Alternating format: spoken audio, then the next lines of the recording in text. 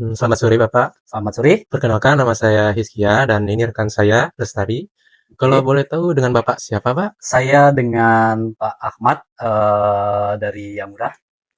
Ini kan kami akan mau membuat sebuah tugas untuk kuliah. Apa boleh kami upload di YouTube Pak? Oh ya, silakan dengan senang hati. Kita juga berbagi, nggak ada masalah. Terima kasih banyak Pak. Terima kasih. Bisa dibantu? Sebelumnya di sini kami memiliki beberapa pertanyaan yang ingin kami sampaikan kepada Bapak. Oke, Sekiranya apakah Bapak bersedia untuk menjawab? dengan senang hati. Untuk pertanyaan pertama, menurut Bapak nih, gimana sih profil singkat tentang perusahaan Yamura ini, mengenai bidang usaha, layanan apa saja yang ada di perusahaan ini, serta bagaimana sih gambaran struktur organisasi yang ada di perusahaan ini? Saya bilang dari Yamura dulu ya. Yamura itu adalah sebenarnya hanya sebuah nama.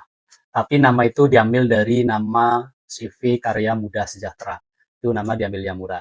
Yamura itu bergerak di bidang kontraktor, eh, konsultan, lebih spesifik ke spesialis kitchen equipment and bar equipment, dan mechanical electrical plumbing. Mechanical electrical plumbing ini lebih untuk sebagai bisnis sistem, yang mana itu adalah kitchen dan bar itu butuh spesial atau spesifik yang berbeda pada bangunan umumnya, karena kitchen dan bar itu adalah tempat di mana untuk produksi dan komersial.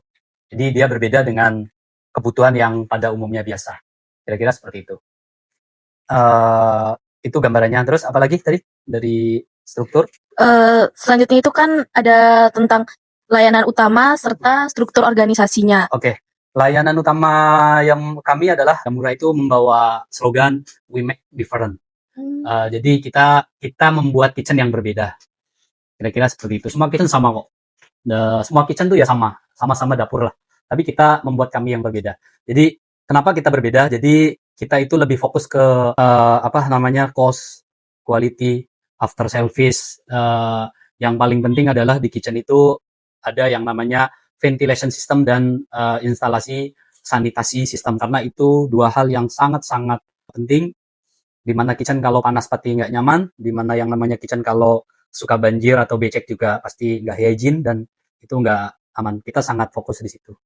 Kalau mengenai manajerial, pada umumnya manajerial tentang operasional di kantor atau di luar dulu. Kalau di kantor ya seperti biasalah, namanya pasti ada pimpinan, struktur organisasi itu ya ada director. Setelah director itu kita punya beberapa struktur, ada produksi, ada instalasi, project, sama after sales. After service ini biasanya meliputi dari service, kalau ada komplain, yang menangani itu, ada perbaikan dan lain-lain sebagainya. Kalau untuk project itu lebih sangat kompleks.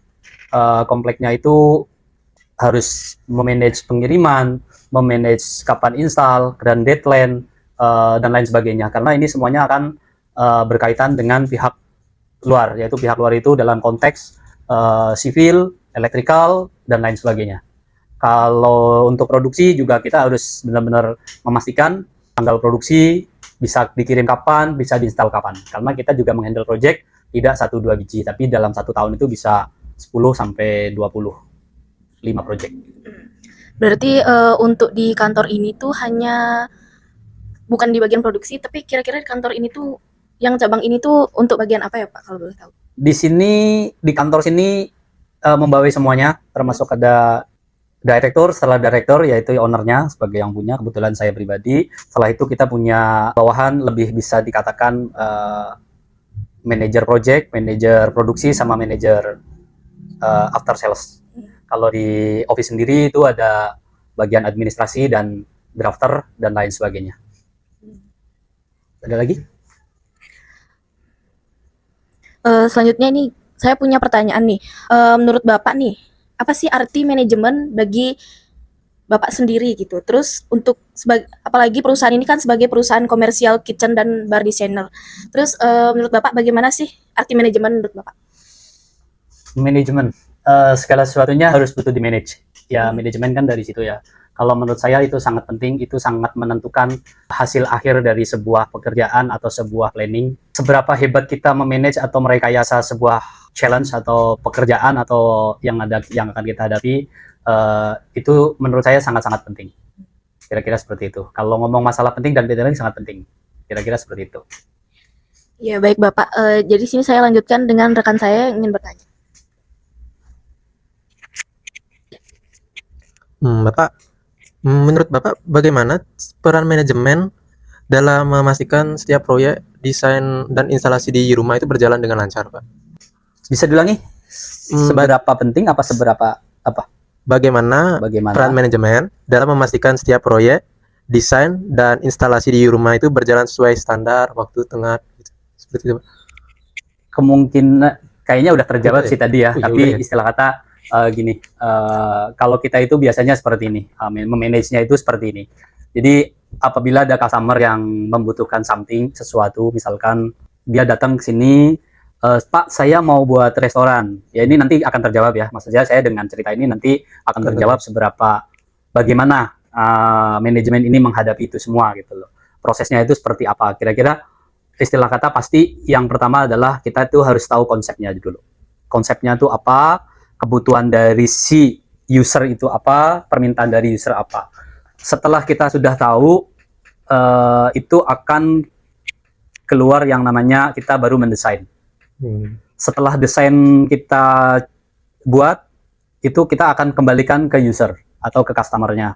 Jadi itu untuk minta kita approval.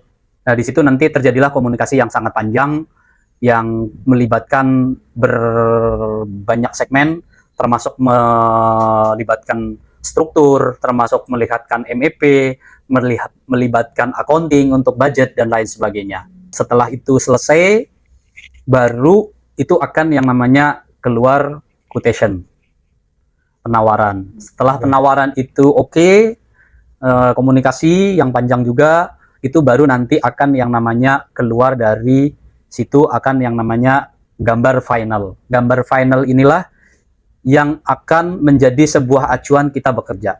Seberapa penting dan seberapa bagus, seberapa efisien, seberapa menguntungkan ini sebagai saya pengusaha, itu sangat-sangat penting. Karena yang namanya project, geser 1 senti itu uang. Aku nggak ngomong 1 meter ya, 1 senti itu uang. Kira-kira seperti itu. Apakah udah mewakili terjawab? Sudah, Pak. Oke. Terus bisa tidak Bapak untuk menceritakan mungkin contoh nyata dalam pada saat Bapak mengambil keputusan yang pernah Bapak buat lah gininya? Contoh nyata mengambil sebuah keputusan. Ya. Pernah satu case kita awal-awal dulu berdiri, kita ada challenge secara manajerial saya sudah mampu. Secara manajerial saya sudah mampu, secara kapasitas staff atau SDM-nya kita juga udah mampu, tapi secara pengalaman waktu itu kita belum mampu. Jadi pas waktu itu kita baru berumur sekitar 1 atau 2 tahun, dikasih challenge atau punya kesempatan untuk handle sebuah project yang mana menurut kita itu perfect. Dan itu saya sampai nggak bisa tidur, saya harus memikirkan ini ambil atau tidak. Karena kalau waktu itu sebelum ini terjadi, saya sempat meeting sama seorang eksekutif chef, dia bicara sama saya sangat mengapresiasi kerja kamu sampai titik ini. Tapi ini adalah titik penentuan, kalau sekiranya kamu mampu, kamu ambil, sekiranya kamu tidak mampu, kamu mendingan ngomong sekarang juga. Tapi kalau sekali bilang kamu ngomong mampu, tapi nanti hasilnya kalau tidak memuaskan, taruhannya adalah karirnya eksekutif chef itu. Dan itu yang membuat saya nggak bisa tidur. Waktu itu saya hanya berpikir satu hal, semua kitchen itu sama. Tinggal kita mau ambil atau enggak. Pada akhirnya, pekerjaan itu saya ambil, dan dari titik itulah kita bisa berkembang dengan pesat. Semua orang mengenal kita gara-gara proyek itu. Karena kebetulan proyek tersebut adalah proyek yang menurut kita itu sudah punya nama, brandnya. Kira-kira seperti itu. Kalau ngomong ngambil keputusan seberapa, ini sangat sulit. Karena waktu itu juga hitungan uangnya juga kita di luar jangkauan kita lah. Maksud saya uangnya itu nominalnya itu besar lah menurut saya waktu itu gitu. Kira-kira seperti itu. Yuk, silakan. Nah, jadi di sini kita juga punya pertanyaan nih. Kalau misalnya nih, gimana sih proses pengambilan keputusan perusahaan waktu ada klien penting? Misalnya kan ada klien yang mungkin perusahaan anggap penting ataupun tidak, gimana bahasanya, kayak standar dan penting. Menurut Bapak nih, bagaimana sih perlakuan Bapak ketika untuk klien yang penting itu dan klien yang standar? Dari saya pribadi jujur tidak pernah yang namanya menganggap customer itu ini standar, ini penting, ini nggak penting. Bagi kami adalah customer itu semua adalah sama, yaitu adalah hal yang istimewa. Jadi saya tidak pernah memikirkan skala prioritas. Oh ini medium, ini premium, ini no gitu. Itu tidak. Tapi kita pasti menganggap mereka semua adalah hal yang sangat-sangat penting dan menganggap juga mereka sebagai partner kerja kita juga. Karena kita bisa tumbuh karena ada mereka. Mereka juga bisa terbantu dengan istilah kata mereka akan terbantu dengan karya kita yang menurut kita itu pasti akan membuat kita yang kasih yang terbaik. Kira-kira seperti itu. Jadi kalau ngomong skala prioritas, semua tetap saya perlakukan sama. Cuman kita pasti akan menghitung namanya urgency. Urgency dalam konteks, oh ini harus buka tanggal sekian. Oh ini harus buka tanggal sekian. Project kan pasti ada yang namanya deadline. Kita pasti akan melihat itu. Ya kalau yang sudah pasti mepet deadline-nya, kita pasti akan dahulukan. Kira-kira seperti itu sih. Bagus sekali ya perencanaannya. Kira-kira gitu. Selanjutnya nih, kita mau tanya soal planning perusahaan. Nah, sama beberapa strategi perusahaan. Gimana sih strategi perusahaan dalam menghadapi persaingan dalam market kitchen and bar? Kan banyak saingannya Bapak. Gimana sih Bapak mengatasi persaingan tersebut?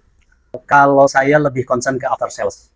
Jadi purna jual itu sangat sangat penting setelah produk kita, kualitas produk kita ya.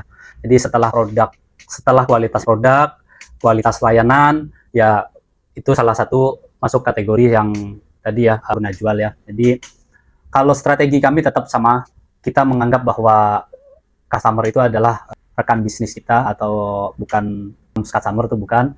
Jadi kita tetap memberikan layanan yang terbaik untuk mereka. Kalau untuk di Bali saya memberikan waranti kitchen equipment kita itu 2 tahun. Jadi merasa customer akan merasa aman dan nyaman. Serta kita 1 kali 24 jam itu terfollow up.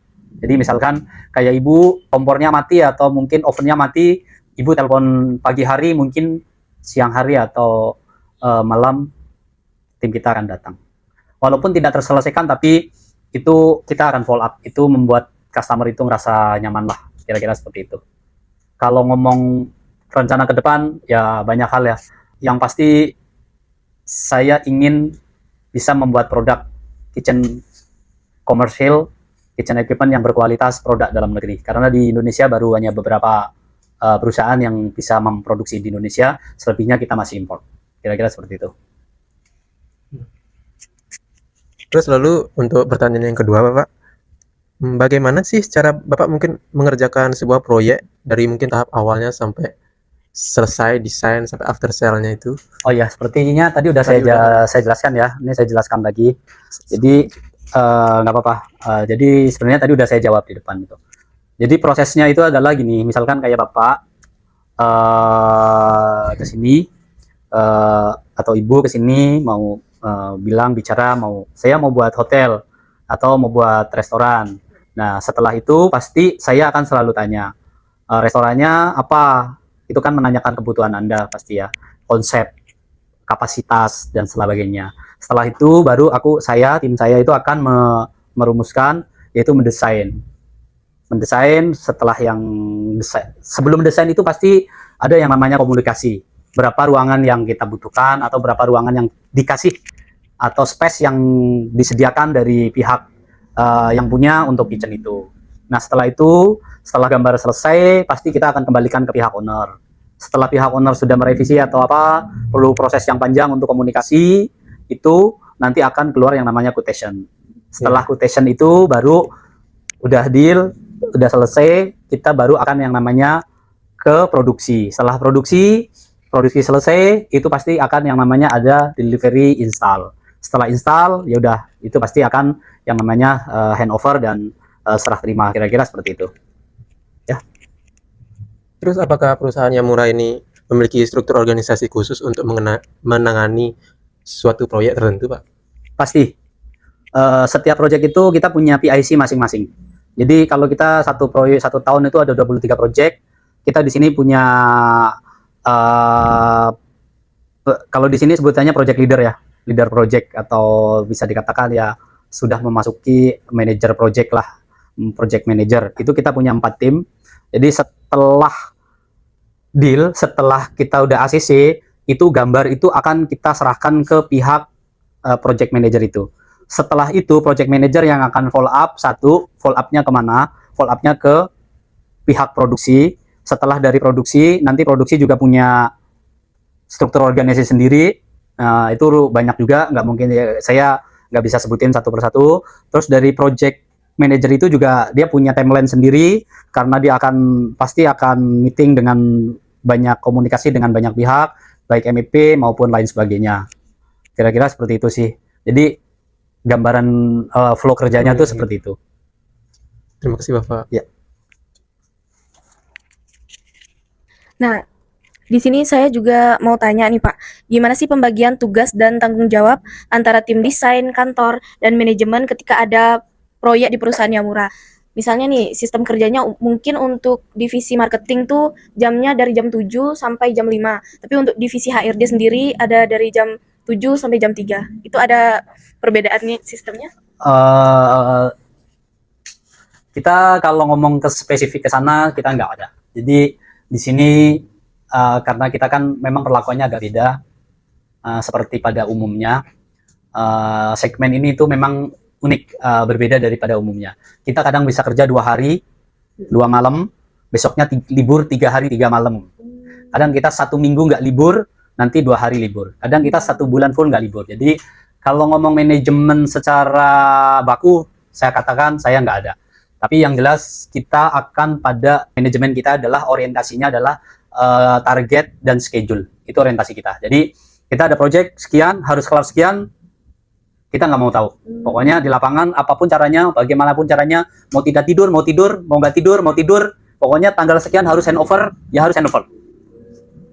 Jadi dibilang fleksibel, dibilang kejam, dibilang nggak jelas, yang nggak jelas, dibilang jelas, bukti nyatanya kerjanya selesai.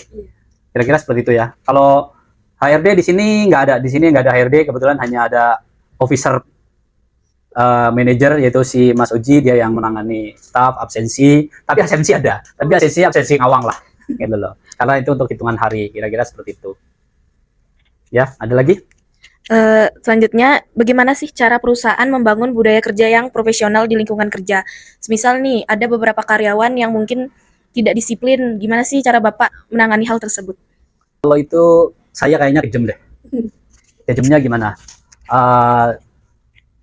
Karyawan saya itu ada yang 1 minggu nggak masuk, ya biasa gitu loh. Tapi ya buat saya pribadi karena memang kita struktur organisasinya atau budaya kerjanya seperti itu, saya nggak bisa nuntut gitu loh. Kenapa ya? Karena gitu, kita orientasi kerjanya itu pada goal atau pada target atau pada deadline.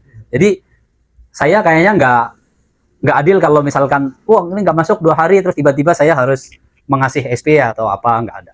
Jadi saya lebih orientasinya itu lebih mengedepankan bahwa target dan deadline. Selama itu terpenuhi, selama itu chief target, saya tidak ada masalah. Itu. Kamu ada absen, J? Nggak ada kan, D? Nggak ada. Ya. Jadi ngitungnya itu libur aja. Pokoknya kalau kamu ingat aku libur sebulan 4 kali, ya udah, itu aja. Jadi kalau ngomong absen aja juga nggak ada. Saya percayakan ke individu masing-masing.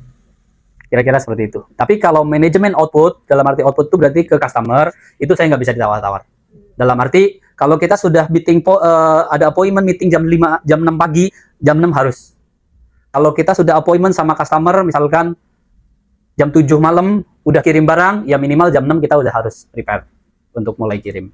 Tapi kalau manajemen internal, ya mohon maaf, saya belum bisa mengatakan bahwa kita itu baik, belum. Tapi saya kembalikan bahwa metode saya adalah atau orientasi saya pada target dan deadline. Ya. Berarti kalau semuanya hasilnya udah jadi, berarti nggak ada masalah, Pak? Tidak ada masalah. Lalu untuk pertanyaan berikutnya, Pak, semisal kalau ada kendala dari hasil kerja yang udah Bapak rencanakan, itu nggak sesuai sama apa yang Bapak mau gitu, apa yang akan Bapak lakukan? Mungkin contohnya kayak kitchen-nya malah maunya buat gini malah kayak banjir gitu. Itu tetap ya, kita akan tanggung jawab sampai masalah itu selesai. Saya pikir kalau dari awal itu kita mengikuti perencanaan, kita akan meminimalisir yang namanya malfunction atau istilah kata yang tidak sesuai lah. Kira-kira seperti itu. Tapi apabila ada yang tidak sesuai, pasti kita akan sesuaikan. Apapun caranya. Bahkan yang namanya kita beberapa kali ganti unit baru karena tidak sesuai dengan apa yang kita bicarakan atau mungkin ternyata di lapangan itu menceng atau ini, kita pasti akan ganti. Customer tidak akan happy dengan alasan apapun. Kalau dia beli aqua ya harus dapat aqua. Gitu. Kalau dia belinya lurus, maunya lurus ya lurus, nggak boleh mencang-menceng. Tapi tetap ada case-case yang bisa kita di lapangan itu di adjustment lah, kira-kira seperti itu. Kan banyak faktor ya, ada faktor lingkungan, faktor site, faktor lain macam sebagainya. Misalkan kalau gangnya kecil, terus beli barangnya gede, ya itu kita nggak mungkin kan. Kalau nggak ada adjustment, pasti kan ada gitu, ada komunikasi lah. Kira-kira seperti itu.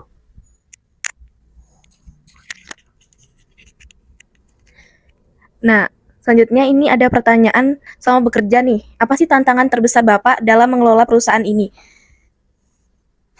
Tantangan terbesar merubah manusia. Merubah sifat manusia lah. Iya, betul. Karena jujur di Yamura ini yang kerja itu semuanya anak milenial dan Gen Z. Saya memang punya keinginan bahwa saya memberi kesempatan untuk anak muda yang mau bisa berkarya. Dan perlu diingat satu hal, orang yang masuk Yamura itu nggak ada yang lamar kerja. Anda mau kerja silahkan, cuma nitipin KTP aja. Itu pun buat database aja. Jadi nggak ada yang namanya kamu ditanya, nggak ada. Atau apalagi sampai ninggal ijazah, nggak ada.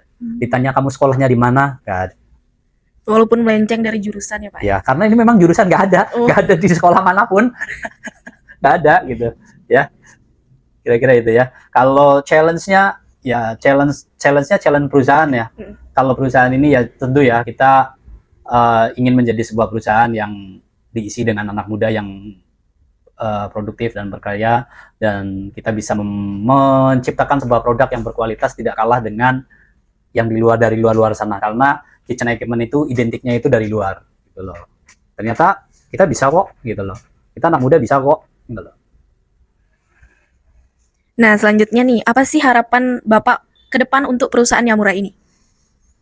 Harapannya kita punya pabrik sendiri, produk Indonesia yang bisa bersaing, bermutu tinggi, harga ekonomis. Itu satu. Kedua, semakin kita maju, kita semakin banyak bisa membantu generasi muda. Kira-kira seperti itu. Hanya dua hal yang saya cita-citakan di Yamura ini. Ada pertanyaan terakhir nih dari kita. Apa sih pesan dan tips buat mahasiswa atau orang-orang di luar sana nih yang pengen punya bisnis seperti Bapak? Ada nggak sih pesan-pesannya? Kalau dari saya pribadi, jujur saya tidak pernah sedikit pun yang namanya aku tersaingi atau apa. Jadi kalau memang ada mahasiswa atau mungkin bahkan karyawan saya pribadi yang mau buka usaha yang sama, sekali lagi saya welcome, saya terima kasih, juga nggak ada masalah. Ini saya sekali lagi segmen ini terutama di bidang komersial kitchen equipment dan bar equipment yang benar-benar spesialis itu masih sangat-sangat terbuka lebar. Itu satu. Tips saya adalah ya harus banyak belajar, gitu, belajar yang giat. Karena apa? Segmen ini tidak ada di mata kuliah atau mata pelajaran dimanapun. Baik itu ngomong di perhotelan pun nggak ada. Hitungannya nggak ada. Hitungan pastinya itu tidak ada. Makanya kita harus banyak belajar dari namanya ya pengalaman harus ya. Kalau memang mau ujuk-ujuk buka kitchen equipment kayaknya nggak mungkin. Pasti seorang pembisnis kitchen equipment, bar equipment itu dulunya dia pernah kerja di bidang kitchen equipment dan bar equipment. Jadi ya kalau ada tips dari saya ya masuk dulu ke bisnis itu gitu loh. Baru kalian tuh bisa. Kalau hanya cuman jual dan beli nggak bisa. Nggak akan bertahan lama. Saya bisa pastikan itu. Kira-kira seperti itu ya. Ada lagi? Oke. Ya.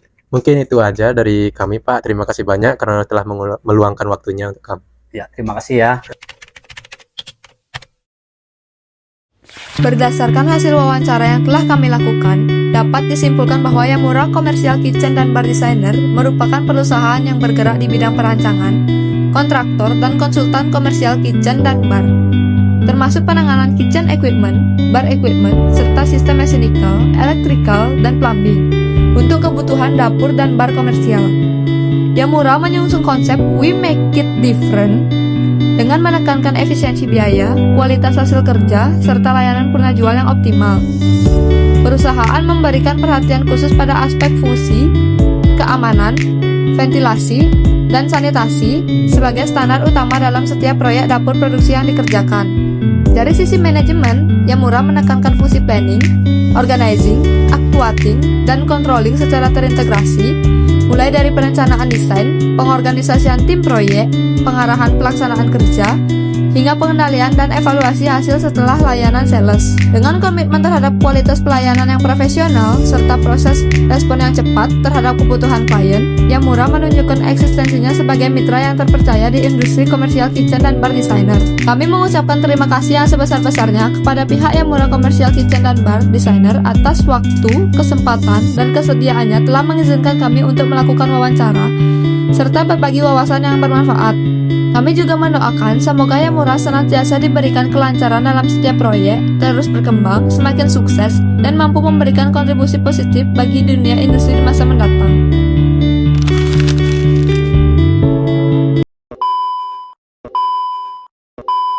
Jangan lupa kamu bayar. Terima kasih ya. Ya, Pak. Berarti 4 orang berapa deh?